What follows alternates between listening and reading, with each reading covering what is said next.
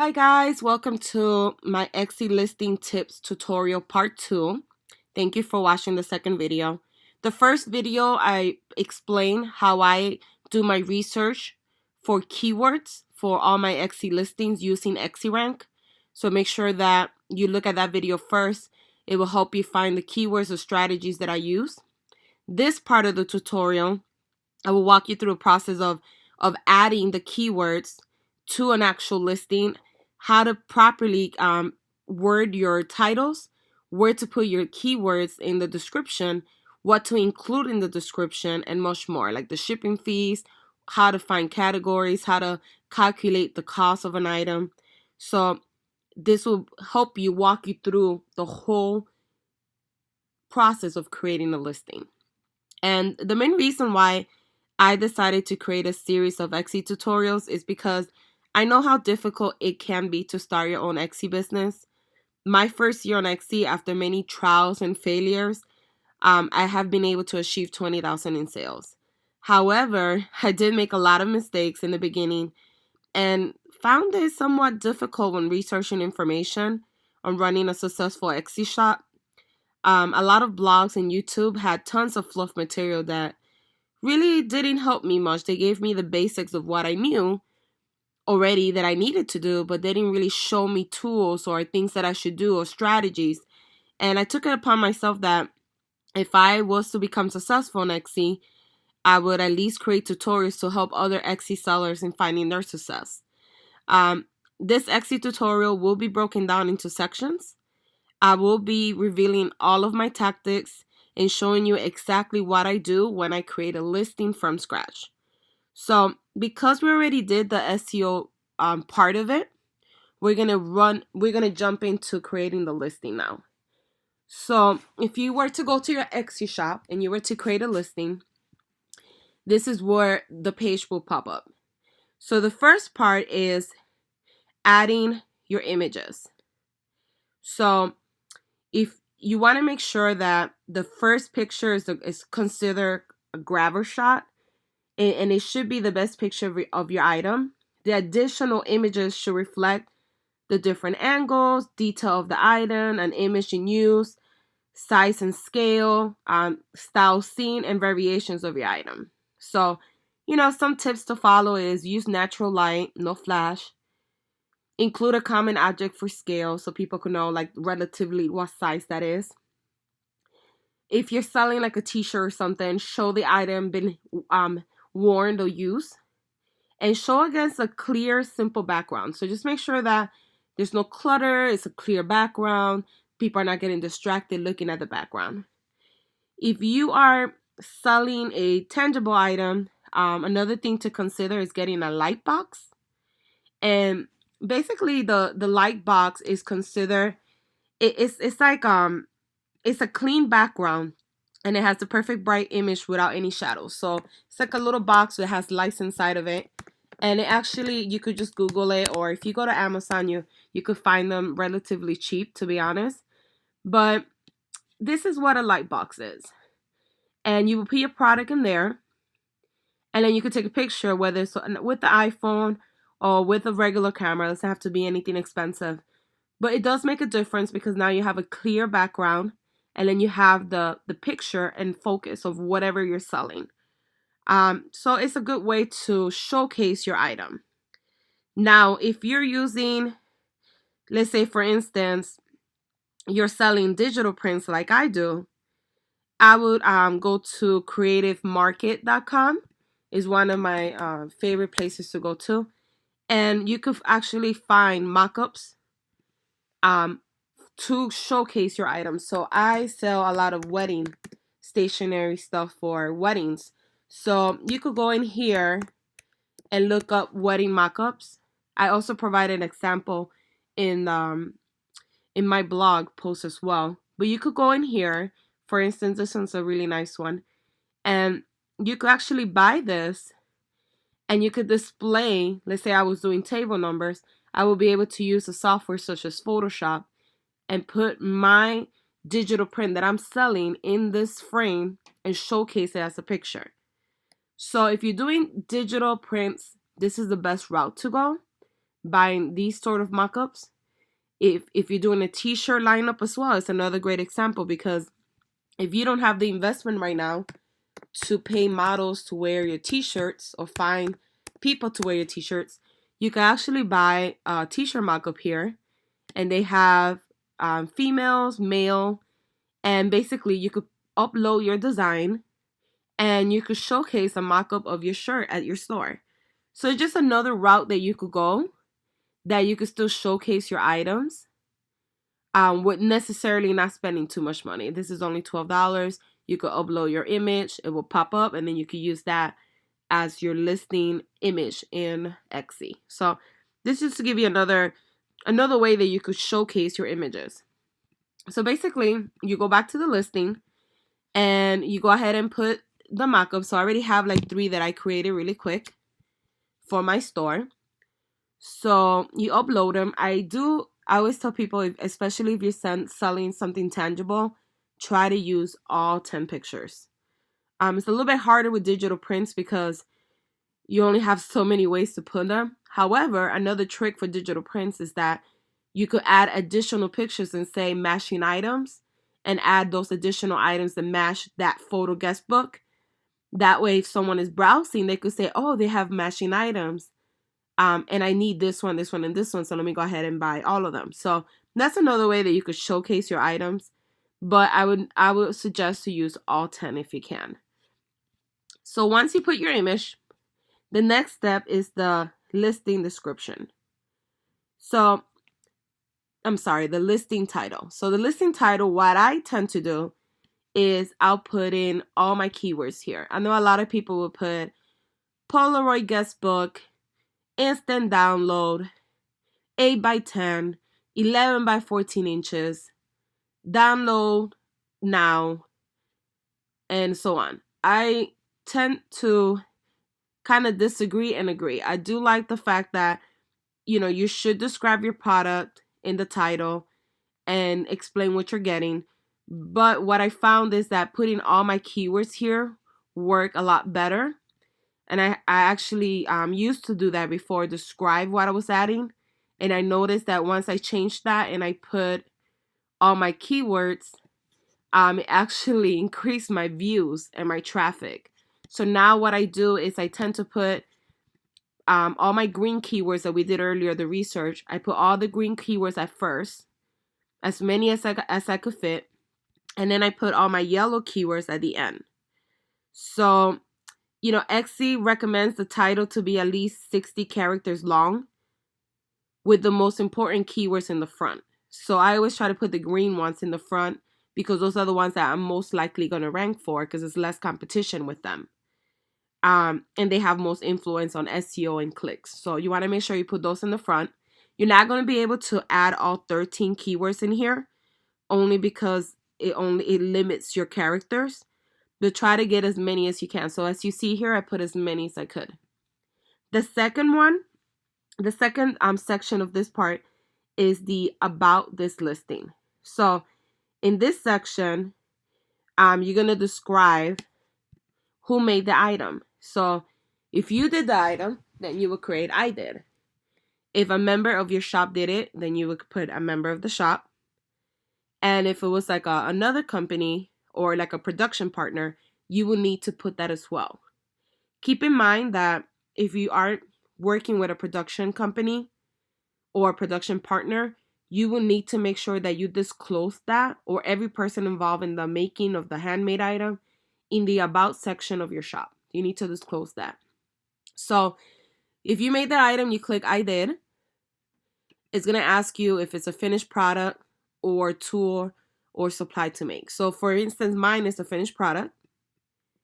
And then you will pick the year that it was made. So for instance, this was just made obviously 2 days ago. So I would pick obviously 2010 to 2017. However, let's say you're selling a vintage item, then you would need to select what year that item was produced. So it depends on what you're selling, but in my instance, it would be here. Now, category is basically another way that people search for items.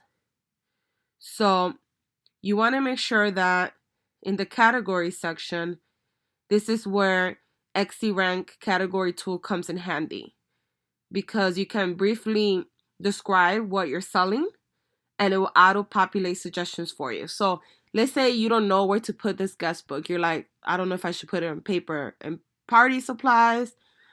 Maybe it's weddings. Maybe it's arts and collectibles. And then you could go to prints and then select digital print. So you're kind of confused on where to put it at. So what you would do is you go to XC-Rank, you log in into your account, and then you go to category tool, which is right here. And then right here will pop up and you will enter the name of your product. So I will put here guest Polaroid book. And then I click look up. And then this is going to give me like a suggestion of where I should place the item under, what category. So it's basically telling me I should put it under weddings, decorations, and signs. 46% of people, or that's the like a percentage of people that actually put it there. So that's where I actually was going to do it, because obviously it's for weddings and it's a sign. So it does make sense to put it there. So if you're not 100% sure where to put it at, this is where you want to go. This is the first option I was looking at, and look at the percentage is 2%. Like, so 2% of people might put it there. This is the better option. So this is where I want to put my item. So I will go back here and I will select weddings, decorations, and signs. So that kind of helps you and put it in the right track for people to find your product. So now you're done with category. The next section would be, and it actually puts it here as well, on occasion. It will add it to wedding automatically. So that's a nice thing. This is optional. You could do it or not do it. I actually do it depending on what I'm doing. So for this sign, the primary color is like a burgundy. Sometimes it's a little bit hard because the colors are not necessarily here. So because they're not here, I usually leave it blank. If it's a specific color, then I would put it in there, but a lot of times it doesn't match with what I'm selling. So I usually leave it blank. And the next option, or the next part of this tutorial, is whether you're going to choose to renew the listing automatic or manually. So each renewal, just keep in mind, lasts for 4 months or until the listing sells out. So for my situation, in order to save time, I usually set it up automatically by default.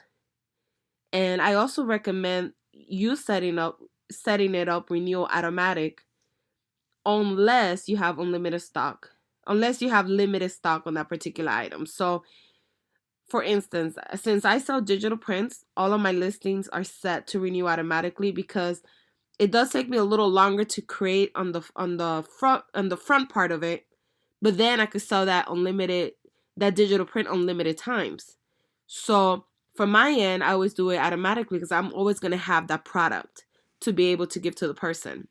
However, if you are selling something like a purse and you currently have 2 available and it's a process to create that purse, then most likely it will not be a good option to put it automatic, because if it takes you, let's say, I don't know, a month to create the item and somebody ends up buying they end up buying the 2 that you had left, and then now someone else buys another one and it takes you a month, but your shipping policy says 2 weeks, then you're going to run into that issue there. So it depends on what you're selling. If you have a lot of products on it, I would say automatically is the way to go. Then you don't forget. You don't have to worry about missing a sale. If you don't have that product, I would say do it manually. Just be aware of always checking your listing, being on top of your store, being responsible, and updating it as soon as you have the new inventory. So I normally put automatic.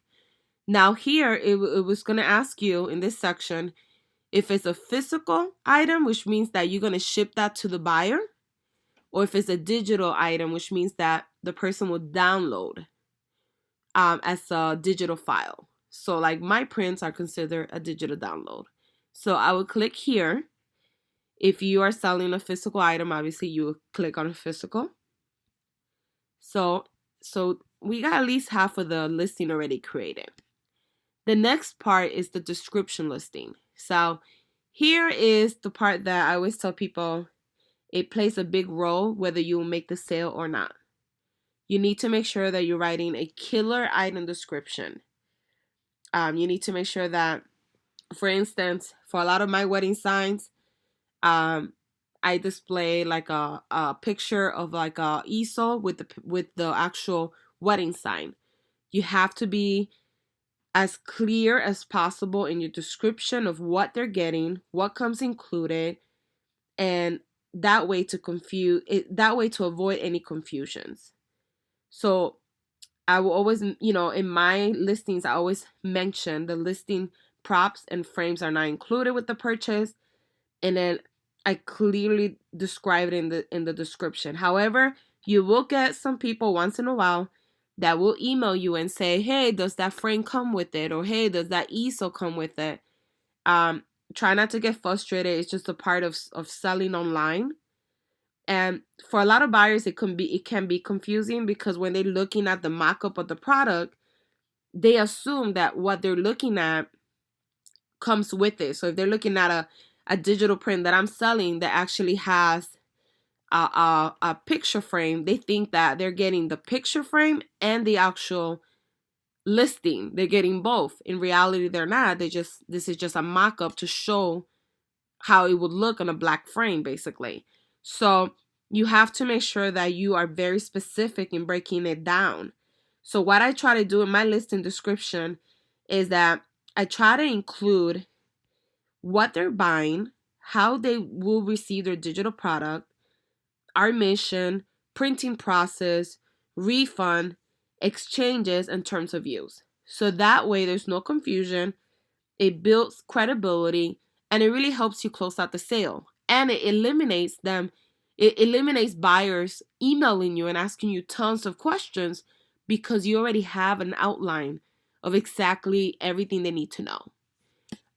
Occasionally you will still get an email regardless, but it will be fewer emails. So that kind of helps. So how I like to do my listings, this is the strategy that I use.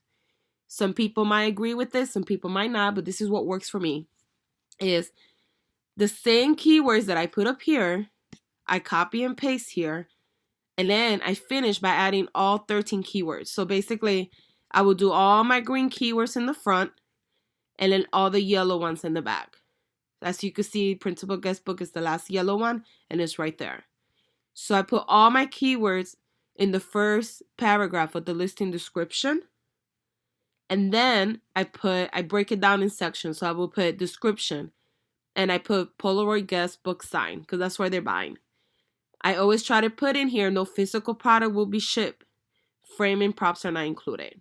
You can also put no item will be shipped. This is a digital product. Frames and props are not included. However you want to word it, just make sure that you do word it.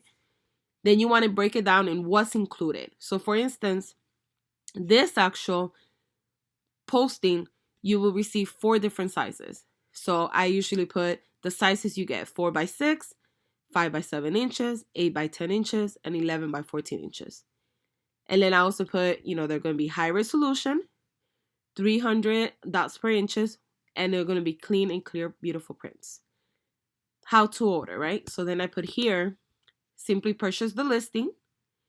After your payment has been cleared, you can download your instant download on the purchase and review. It's that simple.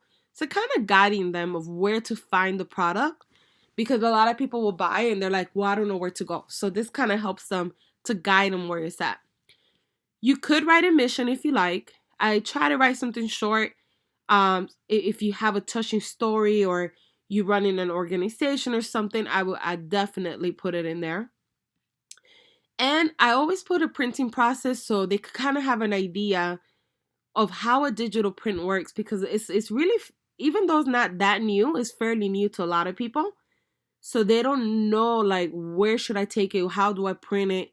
So this kind of gives you an idea of, like, this is an instant download. The print will be mailed. You can print at home, print shop, or online services like Vistaprint, Shutterfly, Snapfish.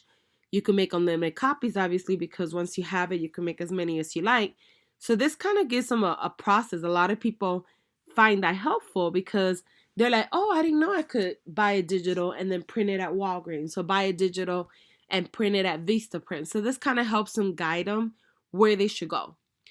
Refund and exchanges. You have to be very specific, especially with digital downloads and instant download, because if the person purchased the file and it's an instant download, I do not give refunds because they already have the file. There's no way of me knowing whether they're going to still use the design after I refund them because it's an instant download. Now, depending on the situation, sometimes there was a mistake or something happened, you will make the exception as you go. However, it's important to have that already printed there. That way you could cover yourself and everything could be clear and transparent of your store. So you want to make sure you put something about refunds and exchanges. And then it's important to let them know about terms of usage. So, let them know that your work is copyrighted, that it's strictly for non-commercial personal use only. And this is just so they can know and they don't resell your stuff somewhere else. So this is like an example of what your listing description should be. You could tweak it and make it however you like, but you want to make sure that you are precise, that you are clear, and that you explain everything in there. That way, there's no confusion. Now, if you are selling a tangible item, right? Like you're selling something that's going to be shipped to them, to ship to the buyer, you will need to add additional stuff to this listing. You will need to describe the item size, the measurements of the item, the color, if there's any. If you do accept returns, exchanges, or cancellations, and shipping policy. And you need to describe it in detail. And by including all these elements on the listing description, it will help avoid any confusion.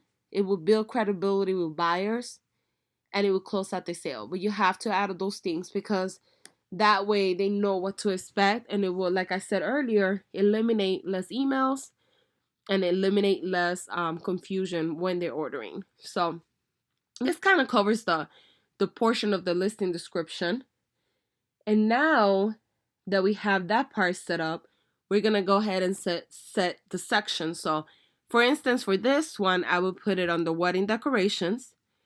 You could click here, add a section, and create a section. You want to make sure that you're placing it under a section that's relevant to what you're selling.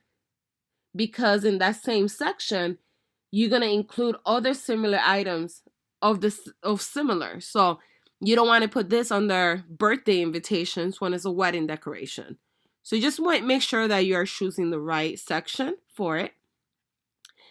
And on the tags right here, this is tags. I say keywords. It's the same thing.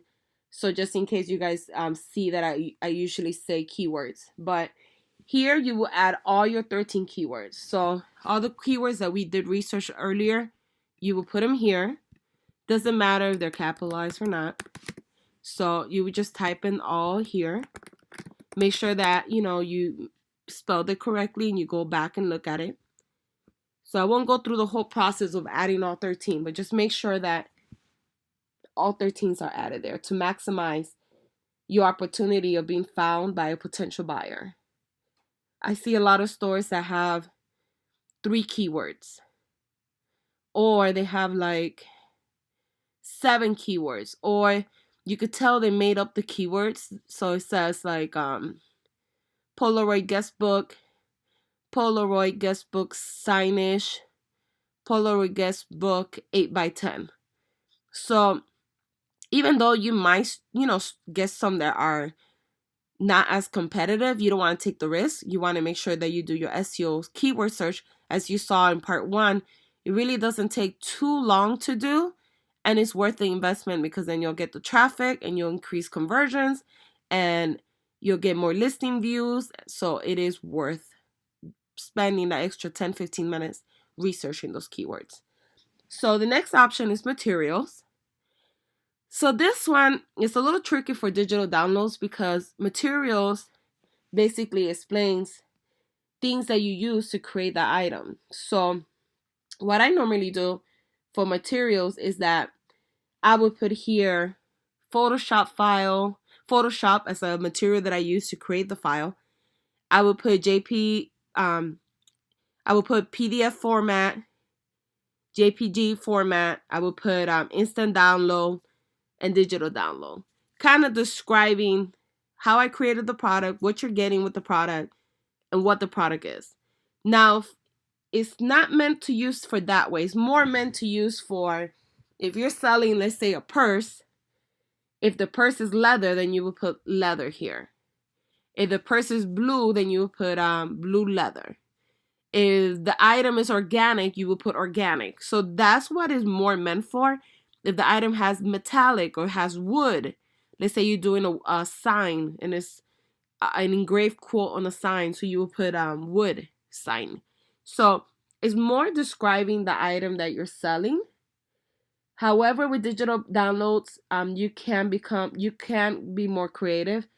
For a tangible item, then you want to make sure that you include whether it's organic, leather, metallic, etc. So just make sure that you put the materials that you use to attribute that particular listing that you created. Once you do that, it's the pricing, right? So let's say you're like, I don't know how to price this. I have no idea how to price this or how I'm going to make money from it. So this is where also XCrank has a really cool feature to price your items. So you could go here, profit calculator. And the nice thing about the profit calculator is going to help you kind of price it based on what you the price that you want to make, the shipping price, the labor cost, material, and so on. So eventually it's going to tell you after after adding all those items how much you will make. So you want to factor in the cost of material, like I said, the labor, and any related business expenses, I'm sorry. So let's say, I don't know, I want to sell this listing for $5. There's no shipping fee because I have a digital download. Labor cost didn't, cost me anything. I did it myself. Material, maybe it's a black and white picture. I had those flowers for a while, so I haven't spent any money yet. So technically, if I was to just leave it like that, after Etsy takes their 20 cents for renewing the item, and after they take their direct checkout fee and also the 3.5% transaction fee, my margin would be $4.22. That's how much I would make on this item. If I want to make, let's say, round it off a little bit more, I could do $5.50, and then that will bring my margin to $4.70. So you will have to play with this. For tangible items, I would recommend to calculate shipping, labor costs, and material costs. I mean, a lot of these items take forever to do, so I will definitely play with this. It's going to give you an idea of how much you will make after everything, and pricing it correctly, so you could benefit from it as well. And the last part of the listing, of when adding a listing, is the inventory and pricing. So once you put your pricing here, let's say I'm going to sell this for $5. The quantity would be, for me, I always put $9.99. That's because, like I said earlier in the tutorial, I have a product that's unlimited. So I could put 100 there if I wanted to, and it doesn't matter. However, for someone that doesn't have unlimited product, maybe they have 7, then you will need to make sure that you put the right number there. So I would do 7. The SKU number is optional. What I learned now is that it's so important to have it. It actually helps you keep track of everything. Once you start growing your store and have tons of items. Because then once you have so many items, you're going to get so confused trying to find the item. So what I like to do is I create a folder for every section. So my sections, as I spoke earlier, was wedding, party invitation, birthday invitations, and so on. So what I do is for wedding decorations, I will create, I will start with 100. So let's say this is the first item on wedding decorations. I will make this item 100. Then the next item I create is 101, and the next one 102, and the next one 103. That way, if I need to go back and edit that file, or somebody wants the same design but they want to tweak it or add something else, all I have to do is go under my folder, weddings and decorations, and search for the SKU number 100. And it's so much easier than having 900 files in one folder and you're trying to find the file. It will save you hours of stress. So make sure you put a SKU number. Even if you only have 5 products, it's just a good habit to start doing. And then the last part of the listing is uploading your file. So for me, because I do have a digital download, I will upload the sign in here. You can only do up to 20 megabytes per file. But you could do, 20 megabytes per file, but you could do up to 5 files. So if you have multiple stuff that you want to turn in, but they have a lot of memory, then you want to split it up and not put in one folder, a compressed folder or a zip file, you could call it. Because if it's over 20 megabytes, it won't let you add it. I do want to talk about another thing, which is the shipping fees. Let's say you are sending something physically to someone, a tangible item. This section here will be a little bit different. You will have to enter your shipping options. You could have them calculate, you could have Etsy calculate it for you based on where you're sending it to.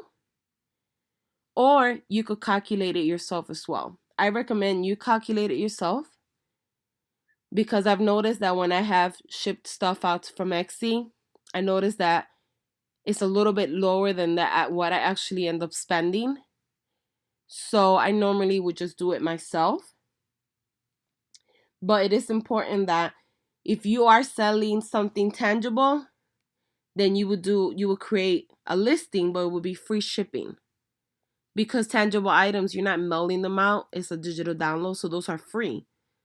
But if you are sending something, if you are selling a tangible item, you will need to create the shipping option for that person, for that particular listing.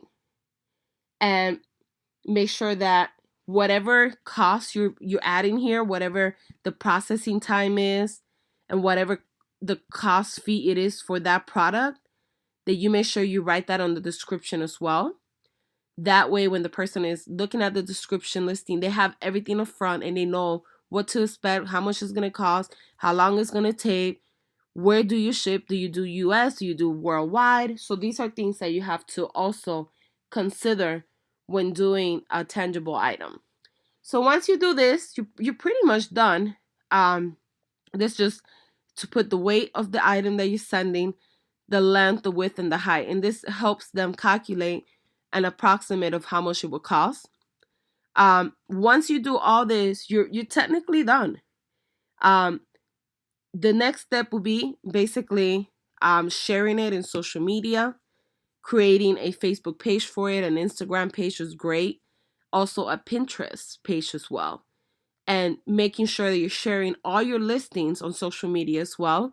A lot of people will create like another blog where they also create hyperlinks back to Etsy. So that's another way that you could go maybe later on once you're more established. This is the end of my tutorial. I'm sorry it took a little bit longer. I did want to cover everything from beginning to end.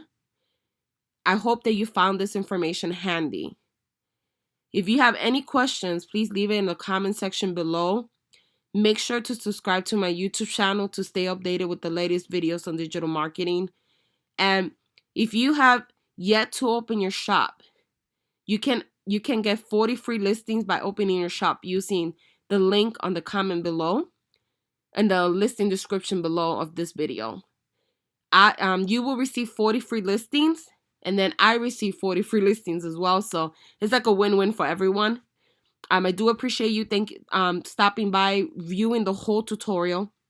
And make sure you visit my blog at nancybadillo.com. I will actually have the full tutorial in posts and videos in there. So if you want something that's going to walk you through that you could read, or if you want to just watch the video, whatever works for you, I will have both options for you. I appreciate you watching this video. If you liked it, please give me a thumbs up. Please subscribe to my channel. I'm trying to grow it right now. And I do appreciate you taking the time to listen to me. Thank you and have a wonderful day.